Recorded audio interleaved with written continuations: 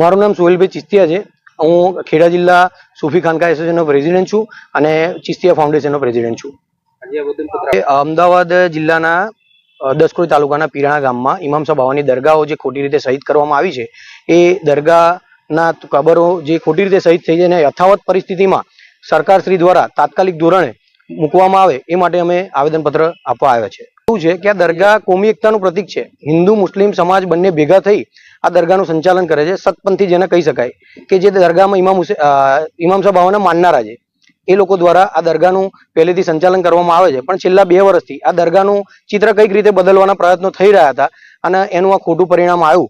અને આ લોકોનું સુરુચિત એક કાવતરું હતું કે ભાઈ ઇલેક્શન પૂરું થાય અને હાઈકોર્ટનું વેકેશન આવે એમ રાતોરાત આ દરગાહની કબરોને દૂર કરવામાં આવી અને ખોટી રીતે કબરોનો નાશ કરવામાં આવ્યો, તુર્બતનો નાશ કરવામાં આવ્યો અને આ બિલકુલ સમજો કે સુરુચિત કાવતરું રચ્યું છે, એનો વિરોધ અમે કરીએ છીએ અને કબરો